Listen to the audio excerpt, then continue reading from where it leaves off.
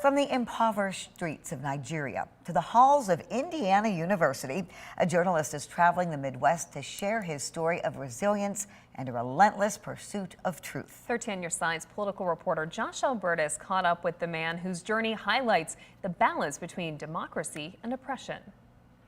It was a long way from Nigeria to the United States. Growing up as a young chap, I actually grew up witnessing all forms of deprivation, all forms of poverty. Yet Haruna Muhammad Salisu found his way here after a unique journey. After graduating as a journalist and believing that journalism is an instrument to hold power on check, I felt we have to have a voice that could amplify the voices of the marginalized. So, following his early life, Salisu went on to publish Wiki Times, an investigative reporting outlet focusing on northern Nigeria.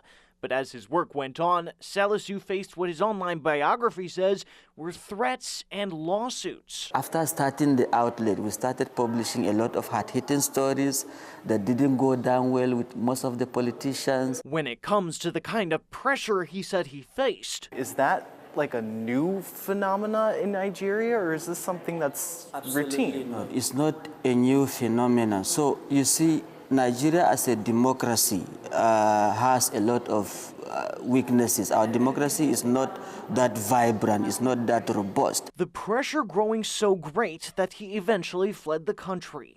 Now a graduate student at Indiana University, he's urging people in America to listen. I'm not here to teach America anything, but I honestly feel that it's the right time for Americans to come to the table and have a conversation. We caught up with Salisu as he prepared to give a lecture at Grand Valley State University last week. The United States of America shouldn't abandon Nigeria at this time. The U.S., he said, has been a major proponent of Nigeria's young democracy that began in earnest in 1999. And as a centuries-old democracy itself, America's situation, he feels, is unique from that of his own country. One of the things, like I mentioned, that makes America a strong and vibrant democracy is the power of its institutions. But he believes there's a thin line between democracy and autocracy. Some of the antecedents we see today seem to suggest that America is drifting from the bureaucracy and the institutions that make it great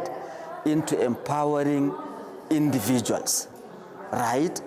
And so for us in Africa, one of the things that, one of the major undoings of our democracy is that we have people that are more powerful, that are more stronger than the institutions. And for both nations, he believes a singular principle rings true. If there is no strong media institutions that will hold leaders accountable, there is every tendency that leaders will abuse power. There is every tendency that we will see impunity in the land.